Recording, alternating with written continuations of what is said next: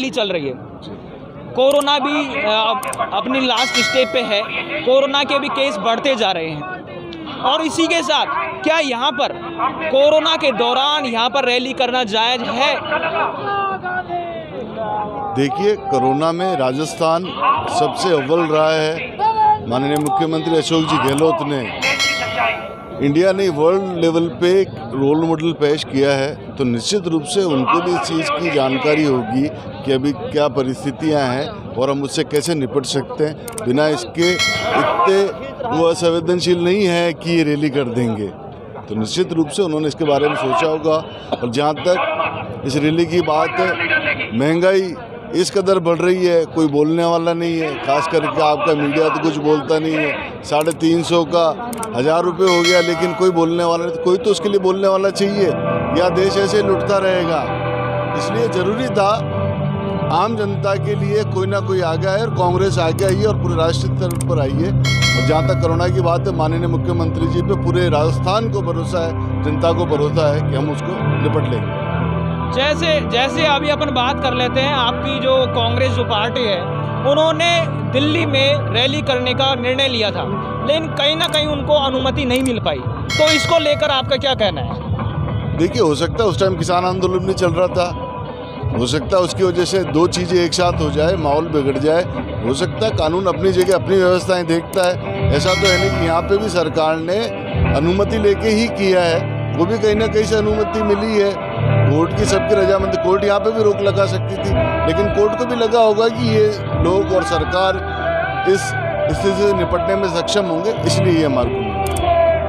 देखो, कहीं ना कहीं ये तो नहीं कि जैसे पहले अभी मंत्रिमंडल विस्तार हुआ था आपकी पार्टी के 2 खेमे बन चुके थे, एक तो पायलट और गहलोत का खेमा।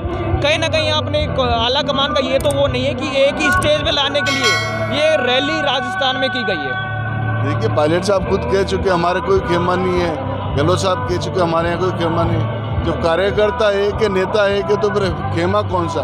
ये आम जनता की आवाज़ उठाने के लिए रैली है, जिसके बारे में सबसे बड़ी बात है कि चौथा स्तंभ ज़्यादा नहीं बोल रहा है, इसलिए रैली करना आवश्यक है, ताकि लोगों को ये महसूस हो कि हमारे लिए कोई बोलने वाला है, कोई पार्टी है जो आज भी गरीबों के लिए सोचती है, जो देश में गलत काम हो रहे हैं, महंगाई हो रही है, उसके बारे में सोचती है। आप बताइए, मीडिया कहाँ है? राफेल के बारे में फ्रांस के दोनों पूर्व जो राष्ट्रपति हैं, उन पे वहाँ पे जांच चल रही है।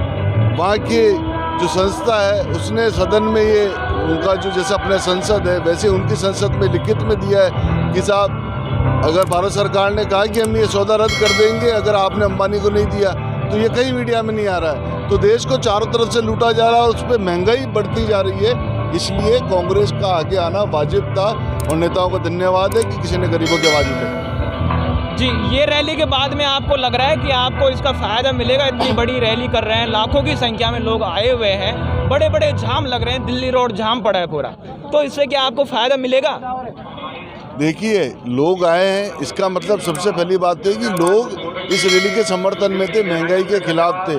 दूसरा, कांग्रेस आम आदमी के लिए सोचने वाली पार्टी है, नफ़ा नुकसान सोचना हमारा काम नहीं। हमारा काम है जनता के लिए, और जो जनता की आवाज़ है उसको उठाना, उसको प्रखर रूप से रखना, ये कांग्रेस पार्टी का काम है। नफ़ा नुकसान सोचना कांग्रेस ने कभी कांग्रेस का हिस्सा नहीं रहा है। जी, आपका क्या संदेश रहेगा जनता को कि ये महारैली की है, उसके बाद में क्या इसका प्रभाव पड़ने वाला है, और जनता को क्या संदेश रहेगा? कांग्रेस पार्टी ने जो महारैली का आयोजन किया है, ये एक जनता की आवाज़ उठाई है।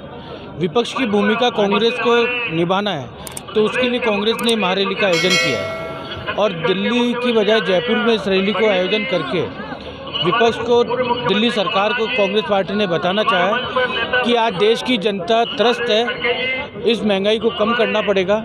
जिस तरह किसान के आगे मोदी सरकार झुकी, उस तरह देश की जनता के आगे मोदी सरकार को झुकना पड़ेगा। अभी बात कर लेते हैं आपके अपने जो पड़ोसी जो राज्य हैं उनकी, क्योंकि उनमें जो है वैट बिल्कुल कम कर रखा है, जबकि राजस्थान में वैट कम नहीं कर रखा है। क्या महंगाई जो बढ़ रही है, तो उसमें कुछ हिस्सा इसका भी है कि वैट के कारण ऐसी बढ़ रही हो? देखिए, वैट कम किया है, अभी जा सब जगह कम हुआ था, कांग्रेस ने भी कम किया है।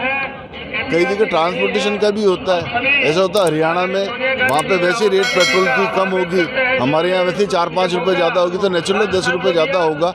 और सबकी अपनी अपनी परिस्थितियाँ होती है। तो यहाँ निःशुल्क चिकित्सा पूरे हिंदुस्तान में नहीं है, तो इसका मतलब ये थोड़ी है कि वो चिकित्सा के बारे में सोचते नहीं होंगे। इसलिए ये वेरी करता है स्टेट टू स्टेट पे, लेकिन जब कम करना पड़ा वहाँ कांग्रेस ने किया भी है कम। अभी चलो रैली से हटकर एक सवाल कर लेते हैं कि अभी यहाँ पे एक आपको पता है मंत्रिमंडल विस्तार हुआ है, वो कहते हैं सबका घर बना दिया लेकिन खुद के कुछ नहीं हो पाया। तो ये पायलट जी की बात कर लेते हैं, डिप्टी सीएम का पद छोड़ दिया, प्रदेश अध्यक्ष का पद छोड़ दिया, और आप सिर्फ एमएलए हैं, और एमएलए के पीछे सैकड़ों लोग चलते हैं, और उनको अभी कोई पद नहीं मिला है, और जब भी वो बिल्कुल हंसी और मुखी उनके चेहरे पर बिल्कुल रहती है। इसको लेकर आपका क्या कहना है? देखिए जी, आला कमान के और उनके लेवल की बात है। हम कार्यकर्ता हैं कांग्रेस के, हम सिर्फ संगठन को मजबूत करने की बात कर सकते हैं। नीतिगत फैसले ये आला कमान और बड़े स्तर पर तय होते हैं, और ये उनको ही तय करने हैं। वो ज़्यादा अच्छी तरह समझते हैं इसमें फ़ायदा क्या है। बिल्कुल, लेकिन एक थिंकिंग तो हो सकती है ना कि ये मान लो मेहनत करने वाला है तो उनको कोई फ़ायदा मिलना चाहिए। तो निश्चित रूप से भाई जो मेहनत करे उनको दिया ही है ना, जिनका नंबर नहीं था उनको दिया, उन लोगों को प्रमोशन भी मिले हैं। तो ये तो आला कमान ही तय करता है, पार्टी का शीर्ष नेतृत्व तय करता है कि किसको क्या दायित्व मिलना है। ये हमारे जैसे छोटे कार्यकर्ताओं के लेवल की बात है।